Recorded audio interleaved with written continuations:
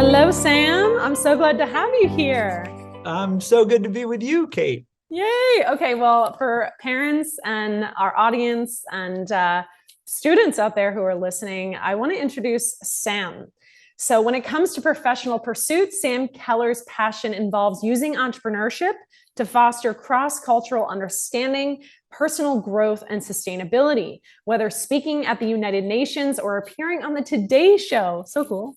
He has provided leadership for cutting edge initiatives seeking to generate financial, social, and environmental benefits. For over 2 decades, Sam helped to finance and build ventures in the realms of renewable energy, energy efficiency, real estate, and hospitality. But when the pandemic hit, he and his wife were finally able to pursue their dream of living abroad, moving their family to Tahiti, which we're going to talk about. That led Sam to create Working Without Borders, a public benefit corporation that makes it easy for families to live temporarily in amazing destinations with an extraordinary community. So this is going to be the topic of the day. My first question is, what are the opportunities? Like, what is Working Without Borders and what opportunities does it actually give families? Yeah, great. Working Without Borders is a travel and hospitality company, a benefit corp, as you had mentioned. And our mission is basically at a high level to foster empathy and cross-cultural understanding and stewardship, because when you really spend time intimately with other human beings, living alongside them, playing alongside them, working alongside them, learning alongside them, you care more. And frankly, it's true not only when you're spending time in another culture with other human beings, but when you're in another ecosystem and you're living along other kinds of species, you wind up caring more for them as well. So ultimately, it can lead to really positive action and contribution and impact.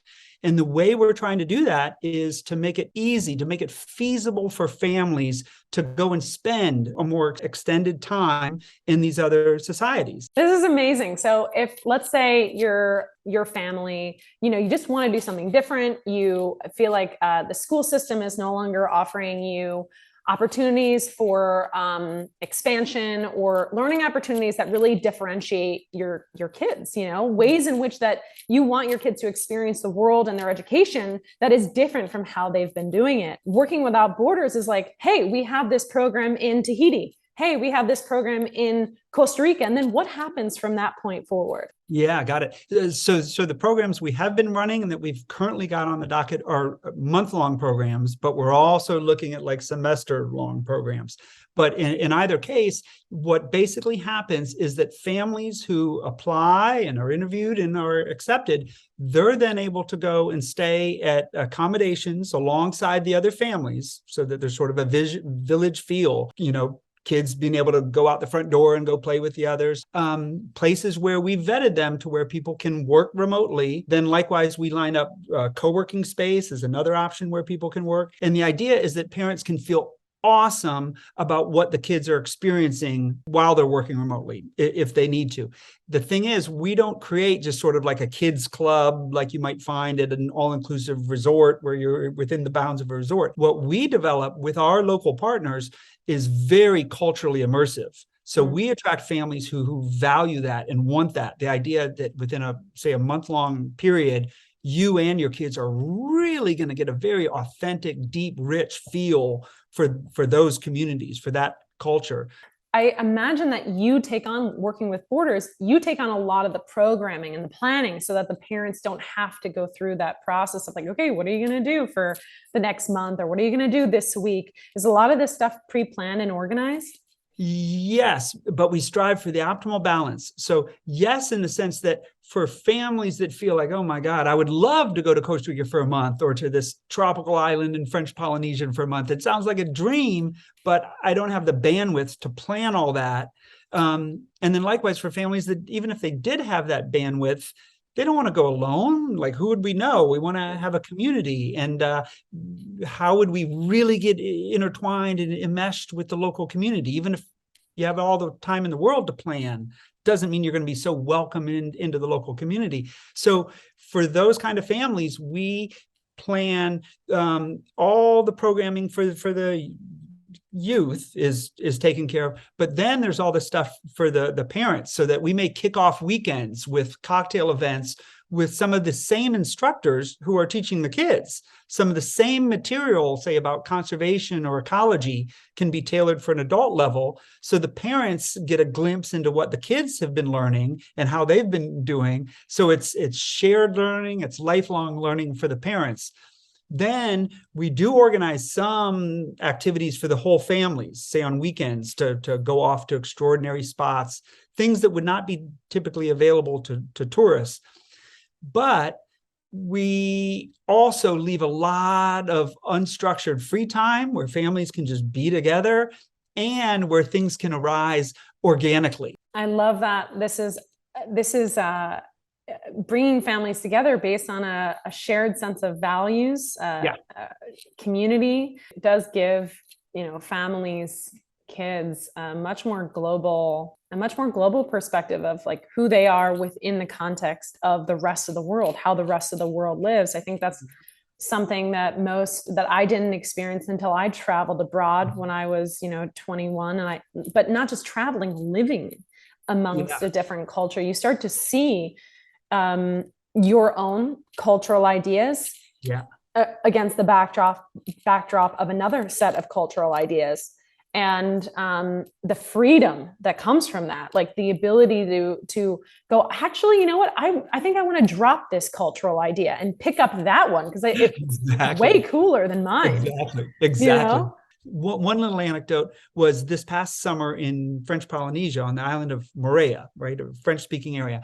A teen came from Massachusetts with his dad. The teen is really into basketball, was like state champ, and his dad has been the coach. So this is a father and son team that are both really into basketball.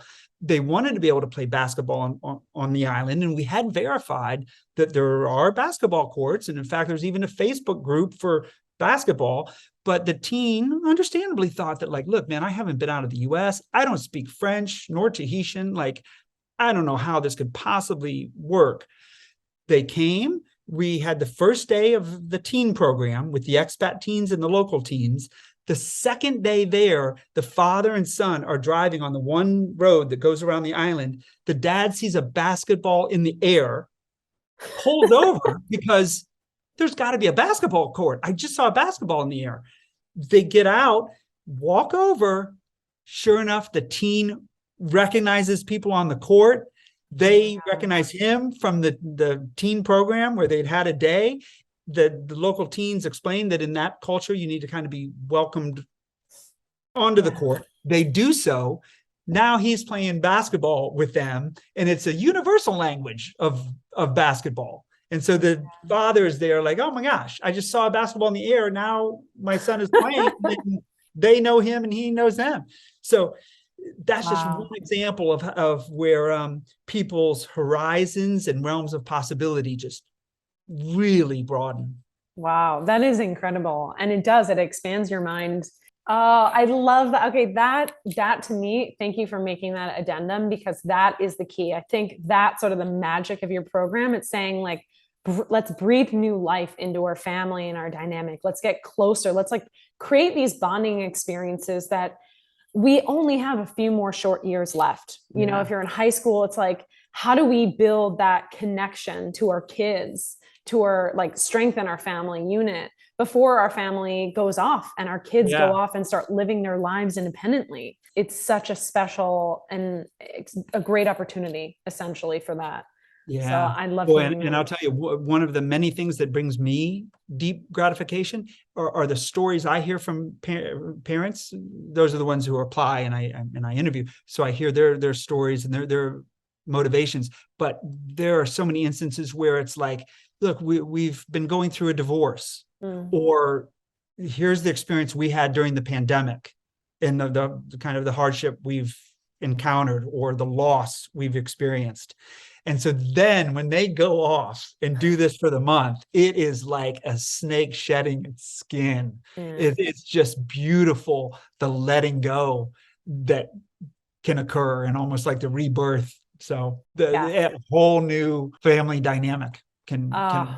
Next question that I had is like, what what need were you addressing when you created Working with Borders? Like what were the things that people were talking to you about that got you inspired to do this? What was the need for families, for parents? Let me comment on that quickly on two levels. I believe the higher level, just looking at the state of the world and globally and humanity, there is a need for more empathy and understanding in so many levels. And that occurs when people from one society go to live in another as a local with the locals. That's where you come away with such a deep understanding and respect for each other that's part of what the world needs right there. Then down at the level of like individual families, I know from talking to so many different parents that there's a desire, a dream to go live abroad for a bit, to experience other societies, not just during your brief vacations, but to get a real sense of like, wow, what it was like to live there. But for so many families, it's like, oh, don't have the bandwidth to plan all that, especially to figure out how to work remotely, because the only way we'd be able to go for like a month is if we're able to do some work, but I can't figure that out all on my own. I can't figure out all the kids' programming on my own, let alone with locals and stuff that we as a family will do. We don't want to just be lonely. We want to be with others. How to have that community and handle all the logistics and all of that stuff. Those are some of the needs that then gave rise to this. That's part of what we solve for the family. Okay, so what do parents get tripped up with around the idea of traveling, working abroad with their kids? Like, what stops parents from making that decision? Well, what I find so often, like when we're posting on social media and so forth, is folks saying like, oh my God, I assumed that the burden was going to entirely be on us to figure out where to go and where to live and where to work and what the kids would do. And that can trip them up, is that misunderstanding that like, oh man, they're going to have to pull it off all on their own, essentially. But then they discover that there's this resource where we're creating this kind of opportunity.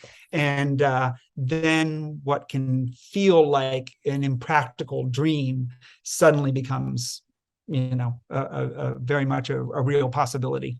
What's the step-by-step process of making the decision to do this? Is there a step-by-step process? Well, there is, in the sense that at workingwithoutborders.com, you can see programs that are coming up. There's a lot of information about each one. We've got one coming up in December in Costa Rica. So the step would be to review that and see, is this enticing? Does it seem like a good fit?